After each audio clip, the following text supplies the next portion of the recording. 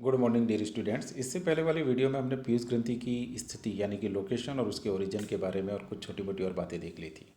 इस वीडियो में हम पीयूष ग्रंथि की संरचना का अध्ययन करेंगे।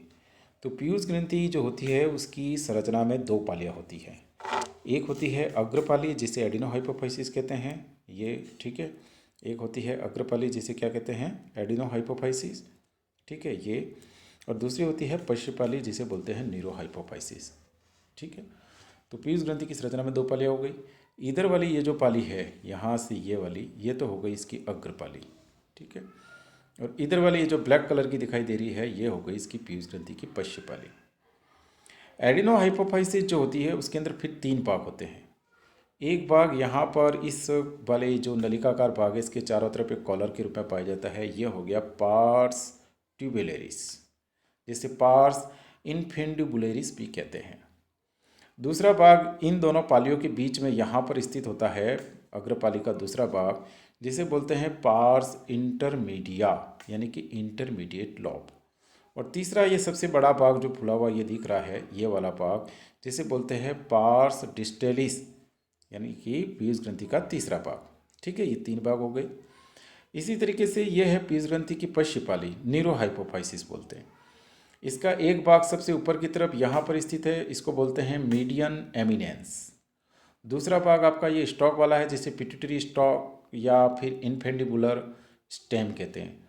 और तीसरा भाग ये वाला भाग है जो कि इसका मुख्य भाग है, जिसे बोलते हैं पार्स नर्वोसा या इनफेंडिबुलर प्रोसेस या पोस्टीरियर लॉब, ठीक है। ये पार्स नर्वोसा वाला भाग हो गया जिसे इनफेंडिबुलर प्रोसेस कहते हैं। ये तीन भाग इसमें हो गए, ठीक।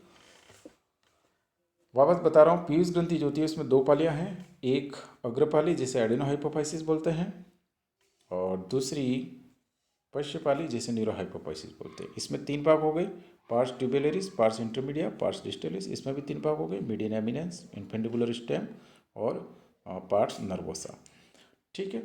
ये वाला जो भाग है अग्रपाली वो लगभग 75% एरिया घेरता है। ये वाला भाग जो है वो पश्चपाली जो लगभग 25% एरिया घेरता है। इधर आपको ये माइंड के ब्रेन के स्ट्रक्चर दिखाई दे रही है, आपकी ऑप्टिक काइज्मा है, मेमोरी बॉडी है, ये डायोसिल की थर्ड वेंट्रिकल है, ठीक है। डायोसिपेलन की थर्ड वेंट्रिकल डायोसिल है, ठीक। इसी स्ट्रक्चर को हम एक एक करके देखते हैं। अब हम देखते हैं अग्रपाली को, जैसे कि मैंने चित्र में बताया था वही वाली बातें वापस। तो फर्स्ट पीयूष ग्रंथि की संरचना में दो पाले हैं, पहला एडिनोहाइपोफाइसिस अग्रपाली। उत्पत्ति मैंने बता ही रखा है, बगल कैविटी या फेरिंजियल एक्टोडर्म से आउटग्रोथ के रूप में होती है, रेत के पाउच के रूप में, पहले ही बता दिया था। 75% स्ट्रक्चर गिरती है और उसमें तीन भाग हो गए, pars tuberalis, pars intermedia, pars distalis. Pars tuberalis जो होती है वो एक वृंत के रूप में जो संरचना होती है, इस वृंत के चारों तरफ एक कॉलर के रूप में होती है। मनुष्य में ये लगभग अस्पष्ट होती है और इससे कोई हार्मोन स्रावित नहीं होता है। इंटरमीडिया जो होता है वो दोनों पालियों के मध्य में स्थित होती है। दोनों पालियाँ मतलब आपकी अग्रपाली और मध्यपाली, सॉरी अग्रपाली और पश्चपाली, इन दोनों के मध्य में स्थित होती है। इससे केवल एक हार्मोन स्रावित होता है, वाहिनी रहित क्षेत्र होता है, यहाँ से लगभग एक ही हार्मोन MSH यानी मेलेनोसाइट स्टिमुलेटिंग हार्मोन स्रावित होता है। पार्स डिस्टेलिस जो भाग होता है वो पीयूष ग्रंथि का एडिनोहाइपोफाइसिस जो है अग्रपाली है उसका सबसे बड़ा भाग है और उससे 6 प्रकार के लगभग हार्मोन स्रावित होते हैं, ठीक है। तो ये तो हो गई आपके पार्ट्स पीयूष ग्रंथि के अग्रपाली की संरचना। अब हम अगर पीयूष ग्रंथि की पश्चपाली देखें, वैसे पश्चपाली उस चित्र में मैंने बता रखी है, लेकिन इस चित्र में मैं एक और स्पष्ट करना चाहूँगा बात पीयूष ग्रंथि की पश्चपाली के संबंध में, कि ये जो पीयूष ग्रंथि की पश्चपाली है ये देखिए, ये पीयूष ग्रंथि की पश्चपाली है जिसको मैं हाईलाइट कर रहा हूँ, ठीक है। ये पीयूष ग्रंथि की पश्चपाली है। मैंने बताया कि पीयूष ग्रंथि की पश्चपाली में भी तीन भाग होते हैं, एक ये आपका मीडियन एमिनेंस हो गया, एक इनफेंडिबुलर स्टेम हो गया और ये तीसरा आपका पार्स नर्वोसा हो गया। ये तीन भाग हो गए। सबसे इंपॉर्टेंट बात यह है कि पीयूष ग्रंथि की पश्चपाली से इन तीनों भाग में से किसी भी भाग से कोई भी हार्मोन स्रावित नहीं होता, यानी कि कोई भी हार्मोन संश्लेषित नहीं होता, किसी भी हार्मोन का सिंथेसिस नहीं होता, किसी भी हार्मोन का निर्माण नहीं होता। ओके, एक्चुअल में पीयूष ग्रंथि की जो पश्चपाली है यानी कि न्यूरोहाइपोफाइसिस है, उससे दो हार्मोन निकलते हैं, एक ऑक्सीटोसिन और वैसोप्रेसिन, जिनको हम आगे पढ़ेंगे। इन हार्मोनों का निर्माण हाइपोथैलेमस के जो ये न्यूक्लियस होते हैं, हाइपोथैलेमस के जो न्यूक्लियस, सुप्रा ऑप्टिक न्यूक्लियस, पैरावेंट्रिकुलर न्यूक्लियस, ये जो न्यूक्लियस आपको दिखाई दे रहे हैं, इन न्यूक्लियस के द्वारा इन हार्मोनों का सिंथेसिस होता है। फिर ये हार्मोन जो होते हैं वो इस एक्सॉन के द्वारा यहाँ पर आते हैं, लास्ट में आकर के यहाँ पर संग्रहित होते हैं, स्टोर होते हैं। कौन से वाले भाग में? न्यूरोहाइपोफाइसिस के पार्ट्स नर्वोसा भाग में। क्लियर, समझ में आ रही बात? तो पीयूष ग्रंथि की अग्रपाली हमने पढ़ ली, पश्यपाली पढ़ रहे हैं। पश्यपाली जो होती है लगभग 25% एरिया को घेरती है पीयूष ग्रंथि के, और इसके लिए 3 भाग होते हैं, मीडियन एमिनेंस, इन्फेंडिबुलर स्टेम और पार्ट्स नर्वोसा। एक बात तो ये होगी। दूसरी बात ये कि इस भाग में किसी भी प्रकार के किसी भी हार्मोन का सिंथेसिस नहीं होता, there is no any synthesis. ठीक, यहाँ पर जो भी हार्मोन निकल रहे हैं, स्रावित होते हैं, वो हार्मोन एक्चुअल में हाइपोथैलेमस के जो ये न्यूक्लियस हैं, जिनका नाम है पैरावेंट्रिकुलर न्यूक्लियस, सुप्राऑप्टिक न्यूक्लियस, इन न्यूक्लियस से बनते हैं और यहाँ इस एक्सॉन के द्वारा आकर के यहाँ पर संग्रहित होते हैं, डिपॉजिट होते हैं और फिर यहाँ से सीक्रेट होते हैं। ठीक है, ये बात आपको समझ में आ गई। और इधर वाली जो पाली है वो आपकी कौन सी होगी? पीयूष ग्रंथि की अग्रपाली हो गई। ओके, तो अब हम न्यूरोहाइपोफाइसिस को देखते हैं यहाँ पर। तो न्यूरोहाइपोफाइसिस जो है वो पीयूष ग्रंथि का लगभग 1/4 भाग यानी कि 25% भाग गिरता है, पश्चिम भाग होता है, सफेद पूरा हुआ होता है। 3 भाग हो गए, पार्ट्स नर्वोसा, मीडियन एमिनेंस और पीयूष स्टॉक, यानी कि पीयूष उपरंत न्यूरल स्टॉक भी बोलते हैं। ठीक है, ये दोनों भाग हाइपोथैलेमस के नीचे तल के रूप में निकले हुए रहते हैं और ये मेन भाग होता है पार्ट्स नर्वोसा। पार्ट्स नर्वोसा जो होता है वो जो इन्फेंडिबुलर ट्यूब निकला हुआ रहता है ना, इन्फेंडिबुलर स्टॉक, इसके नीचे इसे फुला हुआ भाग है, आपने देखा अभी चित्र में। ठीक है, इसके अंदर किसी भी प्रकार का कोई भी सेक्रेटरी सेल्स नहीं होती।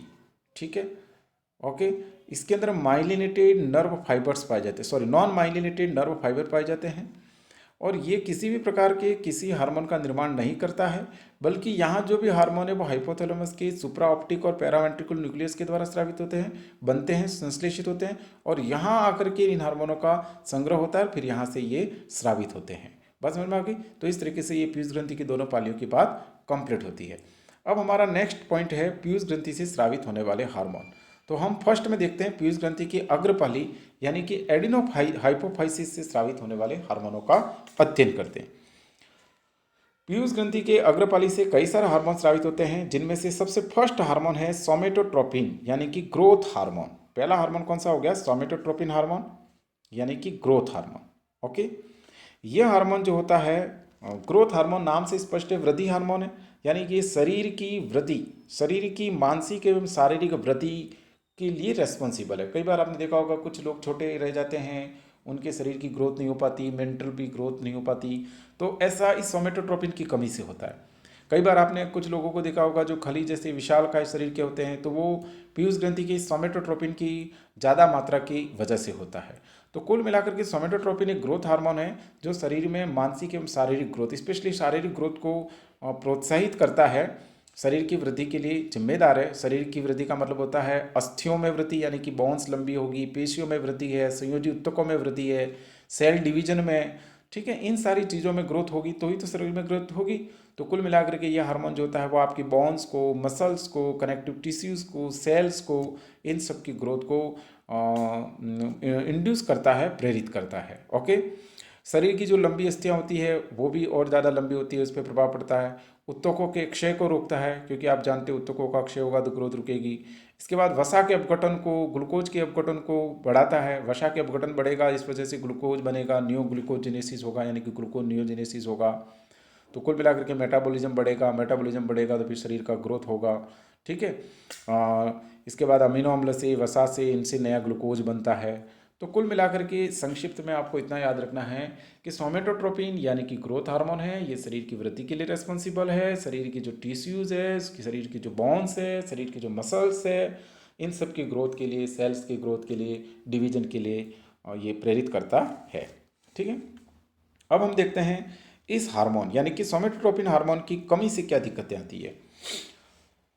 तो सोमेटोट्रोपिन हार्मोन की अगर कमी हो जाए, अल्पस्राव हो, हाइपोसिक्रेशन हो, तो क्या दिक्कतें आती है। तो इसको हम इस तरीके से देख सकते हैं कि अगर सोमेटोट्रोपिन की कमी बचपन में हो जाए, चाइल्डहुड में हो जाए, तो क्या दिक्कतें आएगी, और एक जब व्यक्ति वयस्क हो जाता है इसके बाद सोमेटोट्रोपिन कम हो जाए तो क्या दिक्कतें आएगी। ठीक है, तो पहला हम देखते हैं कि चाइल्डहुड, बचपन में अगर सोमेटोट्रोपिन की कमी हो जाए तो बचपन में अगर इसका अल्प श्रावण हो तो व्यक्ति बौना रह जाता है, ड्वार्फिज्म हो जाएगा, यानी कि व्यक्ति की लंबाई नहीं बढ़ पाएगी, शारीरिक विकास नहीं हो पाएगा, मानसिक विकास नहीं हो पाएगा।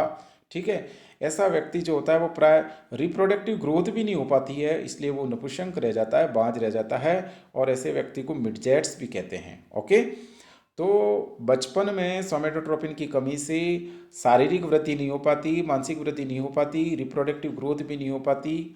ओके, ठीक है, तो ऐसा व्यक्ति जो होता है वो बौना रह जाता है, ड्वार्फिज्म या मिडजैश हो जाता है। यहाँ पर एक और कंडीशन है कि कभी कभी सोमेटोट्रोपिन बचपन में कम रह जाता है, तो एक कंडीशन और होती है जिसे लॉरियन टाइप बोलते हैं, एक कंडीशन और होती है जिसे प्रोहेलिस टाइप बोलते हैं।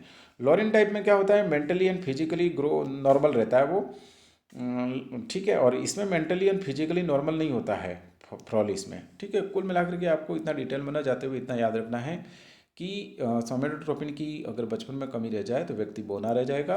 ओके, तो इसे मिडजैस्ट या ड्वार्फिज्म बोलते हैं, और शारीरिक, मानसिक और रिप्रोडक्टिव विकास नहीं हो पाता या अवरुद्ध हो जाता है। ठीक है, इसके बाद में वयस्क व्यक्ति में अगर इसकी कमी हो जाए तो क्या होगा। वयस्क में अगर इसकी कमी हो जाए, जनरली होता नहीं है, लेकिन वयस्क व्यक्ति में अगर इसकी कमी हो जाए तो शारीरिक विकास रुक जाता है और उत्तकों का क्षय होने लगता है। ठीक है, उत्तक जो होते हैं वो नष्ट होने लगेंगे, शरीर और मन जो मानसिक विकास है, शारीरिक और मानसिक विकास अवरुद्ध हो जाता है, और इसे एटिलियोसिस या साइमंड डिसऑर्डर बोलते हैं। तो कुल मिलाकर के ये दोनों डिसऑर्डर, ड्वार्फिज्म और साइमंड डिसऑर्डर, दोनों सोमेटोट्रोपिन के अल्पस्राव हाइपोसिक्रेशन से रिलेटेड है। ड्वार्फिज्म बचपन में हाइपोसिक्रेशन से होगा, और साइमंड्स डिजीज जो होगा वो एडल्ट्स में सोमेटोट्रोपिन की कमी से होगा। ओके, अब हम देखते हैं सोमेटोट्रोपिन की अतिस्राव से क्या होगा। अगर हाइपर सिक्रेशन हो तो क्या होगा, तो सीधी सी बात है, यह हार्मोन ग्रोथ से रिलेटेड है, और अगर उसका ज़्यादा सिक्रेशन हो रहा है, ज़्यादा मात्रा में बन रहा है, तो व्यक्ति की जो हाथ पांव की स्थितियाँ होगी वो लंबी होगी, टिश्यू में ज़्यादा ग्रो होगा, मसल्स में ज़्यादा ग्रोथ होगा, तो इस तरीके से व्यक्ति जो होगा वो विशाल काय शरीर का हो जाएगा, लगभग 7-8 फुट लंबा हो जाएगा, है ना, और उसका शरीर काफ़ी लंबा चौड़ा हो जाएगा, है ना। और इसमें फिर हम एक्रोमेगेली बोलते हैं इसको।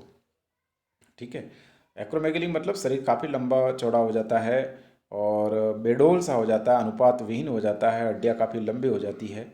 ठीक है, इसको एक्रोमेगेली बोलते हैं।